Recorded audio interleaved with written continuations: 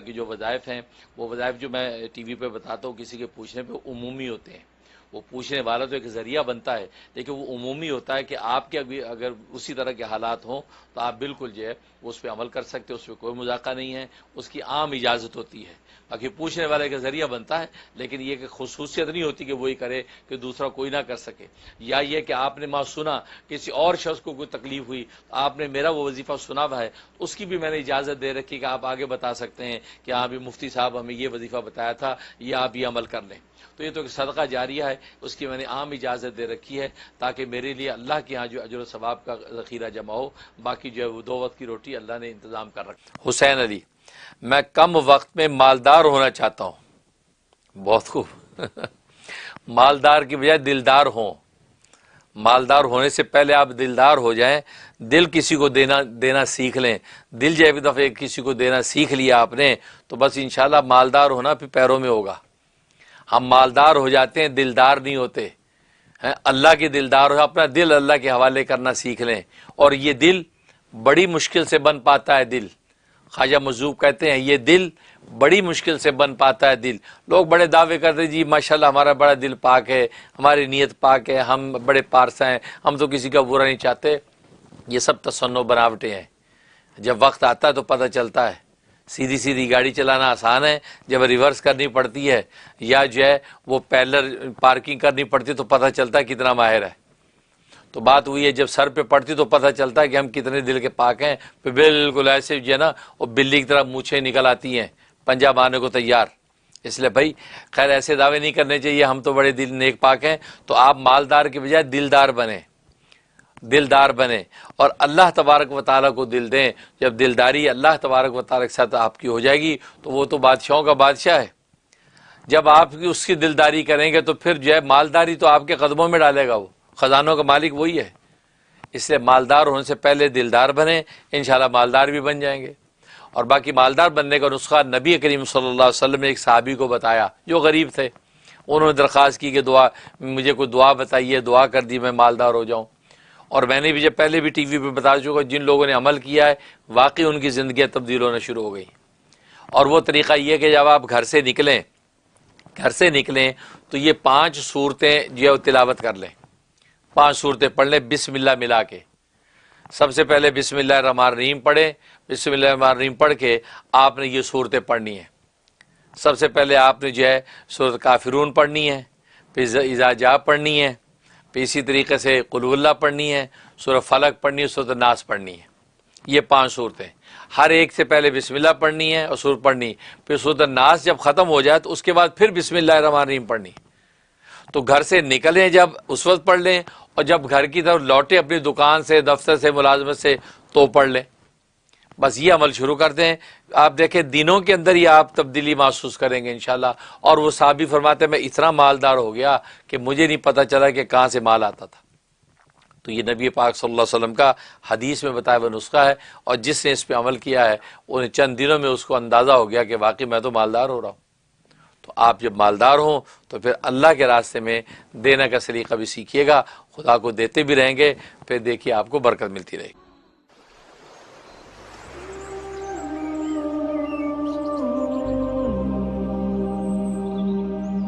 جیسے رجب کا مہینہ شروع ہوتا ہے, گویا کہ رجب کے مہینے سے اللہ تبارک و تعالیٰ اپنے بندوں کو عبادت کا ذوق عطا کرنا شروع کر دیتے ہیں, کیونکہ یہی وہ مخصوص مہینے کہ جن میں اللہ تبارک و تعالیٰ کی بڑی بڑی ساری عبادات جمع ہو جاتی ہیں.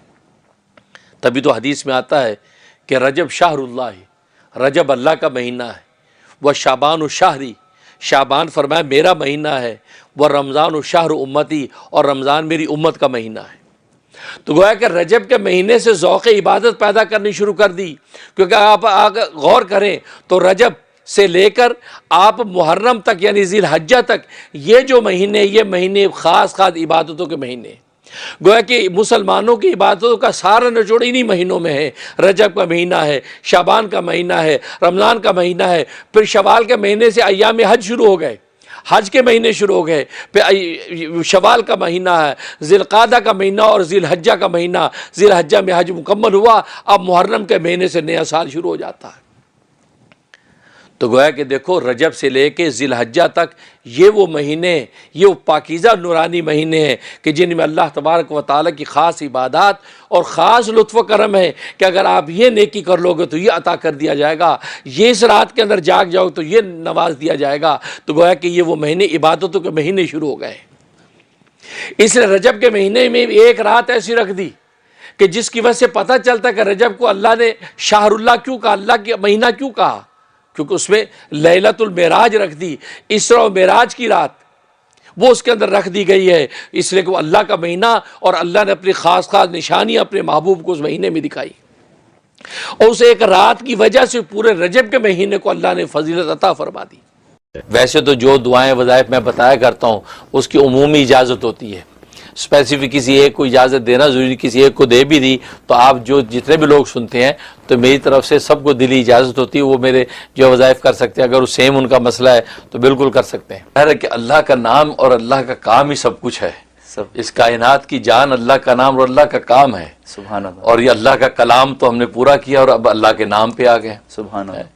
اور نام کی طاقت یہ ہے کہ بس نام لیتے لیتے دنیا سے چلے جائیں تو آگے کام بن جاتا ہے۔ سبحان اللہ۔ تو اس لیے جو ہے سوچا کہ اسماء حسنہ، اور خود قرآن کریم میں اللہ تبارک و تعالی نے فرمایا ہے کہ قل ادعوا اللہ او ادعوا الرحمن ایما تدعوا فلہ الاسماء الحسنى، کہ پیغمبر ان کو کہہ دیجئے اللہ کو اللہ کہہ کے پکاریں یا رحمان کہہ کے پکاریں، یہ سارے اچھے اچھے نام اس اللہ ہی کے ہیں، اللہ جیسے چاہے پکارو، یا اللہ کو، یا رحمان کو، یا رحیم کو، یا رؤوف، یا کریم، جس طرح پکارو گے فرمایا یہ خوبصورت حسین سارے نام جو ہے اسی اللہ کے ہیں جو اللہ سب کچھ دیتا ہے۔ سبحان اللہ۔ تو یہ اس سے پھر خیال آیا کہ اسماء حسنہ پر گفتگو کروں، تو لہٰذا آج ہم اللہ کا جو پہلا نام یعنی خود اللہ جو اللہ کا ذاتی نام، اس سے ہم شروع کریں گے۔ سبحان اللہ۔ اللہ جو ہے اس مالک اور خالق کا نام ہے جس نے کائنات کو بنایا، کائنات کے مالک اور خالق اور رازق کا نام جو ہے اللہ ہے، اور اللہ جو ہے اللہ تبارک و تعالیٰ کا ذاتی نام ہے، باقی جتنے نام ہیں وہ صفاتی نام ہیں، کسی نہ کسی وصف پر دلالت کرتے ہیں، لیکن لفظ اللہ جو ہے یہ اللہ تبارک و تعالیٰ کا ذاتی نام ہے۔ اور مفسرین نے لکھا ہے کہ تمام اسماء حسنہ میں سب سے اعلیٰ اور افضل ترین نام جو اللہ ہے۔ اچھا، ہاں، کیونکہ ظاہر ہے اللہ کا ذاتی نام ہے، ذاتی نام۔ اس لیے علماء فرماتے ہیں کہ یہ علیہ یعلو سے مشتق ہے، علیہ یعلو کو من عطا کرنا، اچھا، تو اللہ کو بھی اللہ اس لیے کہتے ہیں کہ وہ عطا کرتا ہے، سبحان اللہ۔ تو عطا بلکہ عطا کرتا ہی اللہ ہے، تو عطا کرنے والی ذات کو اللہ کہا جاتا ہے، اس لیے جو ہے وہ یہ اللہ جو ہے اس ذات کا نام جو ساری کائنات کو عطا کرتا ہے، اور یہ نام ایسا مبارک نام ہے کہ اس وقت بھی تھا جب کائنات میں کچھ نہیں تھا، سبحان اللہ۔ اور اس وقت بھی ہوگا جب کائنات میں کچھ نہیں ہوگا، سبحان اللہ۔ بلکہ جب تک یہ نام اس کائنات میں گونجتا رہے گا تو اللہ تبارک و تعالیٰ آسمان و زمین کی کائنات کو قائم رکھیں گے۔ اس لیے حدیث میں فرمایا کہ لا تقوم الساعة حتى يقال في الارض اللہ اللہ، کہ اس روئے زمین پر قیامت برپا نہیں ہوگی جب تک کہ اس زمین پر اللہ اللہ کہا جاتا رہے گا۔ سبحان اللہ۔ یعنی اس میں بھی کسی عبادت کا ذکر نہیں کیا کہ نماز پڑھتے ہوں گے لوگ، روزے رکھتے ہوں گے، زکوٰۃ، بلکہ اللہ اللہ اللہ، بس اللہ اللہ کا ذکر بھی اگر ہوتا رہے گا تو اس نام میں اتنی طاقت اور تاب ہے کہ آسمان و زمین کو تھامے رکھے گا۔ سبحان اللہ۔ اور اگر اللہ کی اس حکم کی اطاعت ہوتی رہے تو پھر تو قیامت کا سوال ہی نہیں ہے۔ تو اس نام میں اتنی طاقت ہے کہ کائنات کو اس نے تھام رکھا ہے۔ تو اللہ جو ہے اللہ کے تمام ناموں میں جو مشہور نام 99 نام ہیں، ورنہ مفسرین نے چنانچہ علامہ سیوطی رحمۃ اللہ علیہ نے ایک روایت کے مطابق 5000 نام شمار کیے ہیں، 5000، بعض مفسرین نے 35000 نام شمار کیے ہیں، کیونکہ اللہ کے صفاتی نام بہت ہے کہ جتنے دنیا میں اوصاف بن سکتے ہیں سارے وصف اللہ کے ہیں۔ تو اللہ جو ہے، اور اللہ امام سیوطی رحمۃ اللہ علیہ کا قول یہ کہ لفظ اللہ اس میں جامد ہے، جامد ہے، نہ کسی سے بنا نہ اس سے کچھ بنتا ہے۔ لم یلد ولم یولد کی جو شان ہے گویا کہ وہی شان اللہ کے اس نام کی بھی ہے، گویا کہ نہ یہ جامد ہے، نہ اس سے کچھ بنا نہ یہ کسی سے بنا، تو گویا یہ ان کا یہ اپنا ایک ان کا مزاج، ایک ذوق۔ تو لفظ اللہ جو ہے یہ جو ہے وہ یہ اللہ کا ایک ذاتی نام، اور اس کو ادا کرنا، اس کو جو ہے جب زبان سے لیں تو اس کے بارے میں مفسرین نے لکھا ہے کہ اس کا ادب یہ ہے کہ اللہ کے ساتھ کوئی جو ہے وہ تکریم کا جملہ لگانا چاہیے، جیسے تعالی، اللہ تعالیٰ نے فرمایا، یا تبارک و تعالی، اللہ تبارک و تعالی کا ارشاد ہے، یا اللہ جل جلالہ کہنا چاہیے، یا اللہ جل شانہ نے یہ ارشاد فرمایا۔ تو لفظ اللہ اکیلا بولنا تو تو فرمایا جائز تو ہے لیکن خلاف ادب ہے، کیونکہ اللہ کو اس چھوٹے موٹے کسی لقب کے ساتھ شمار کرنا چاہیے، بیان کرنا چاہیے۔ بلکہ حضرت حکیم الامت تھانوی رحمۃ اللہ تو عجیب بات فرمائی کہ اللہ کی ذات اگر یہ ہم پر شرط لگا دیتی کہ میرے نام کو القابات کے بعد لینا، جیسے دنیا کے اندر کسی بڑے بادشاہ کا جب نام لیا جاتا ہے تو القابات کے بعد نام لیا جاتا ہے، اللہ اگر ہم پہ یہ شرط لگا دیتے تو ہم زندگی پر القاب ہی شمار کرتے کرتے دنیا سے فنا ہو جاتے، اللہ کے نام لینے کی نوبت ہی نہ آتی۔ اللہ اللہ کی ذات کی القاب اتنے کہ وہ بادشاہوں کا بادشاہ ہے، فرمایا کہ اگر اللہ یہ شرط لگا دیتے تو پھر ہم اللہ کا نام نہ لے سکتے۔ یہ اللہ کی لطف و عنایت ہے کہ اللہ نے یہ شرط نہیں لگائی کہ میرے ناموں پہ القاب پہلے لگاؤ، جیسے دنیا کے بادشاہوں میں القاب پہلے شمار ہوتے ہیں پھر میرا نام لینا۔ فرمایا کہ اگر اللہ کے القاب بیان کرتے رہتے، فرمایا زندگی ہماری فنا ہو جاتی، اللہ کا نام لینے کی نوبت نہ آتی۔ اللہ یہ فرمایا وہ کریم داتا ہے، اس نے ہمیں کہہ دیا تم جلدی سے جھٹ سے نام میرا لے لو اور اپنے دلوں کو تسکین دے لو۔ اللہ، یہ تو بہت اس لیے ہم اللہ اللہ کہہ دیتے ہیں، یا اللہ کہہ کے پکارے، یا اللہ ہماری حاجت پوری کر دے۔ ہم القاب کے تکلف میں نہیں پڑتے، یہ بھی فرمایا اللہ کی لطف و عنایت ہے، ورنہ بادشاہوں کی طرح شرط لگا دیتے تو پھر اللہ کے نام لینے کی نوبت نہ آتی۔ اللہ تو فرمایا کہ حقیقت یہ ہے کہ اللہ تبارک و تعالیٰ کا نام جو ہے یہ اتنا جو ہے وہ اتنا عظمت والا نام، بلکہ پیرانی پیر شیخ عبد القادر جیلانی رحمۃ اللہ علیہ فرماتے ہیں اسم اعظم جو ہے وہ ہے ہی اللہ، اور یہ بڑی پتہ کی بات ہے ان کی۔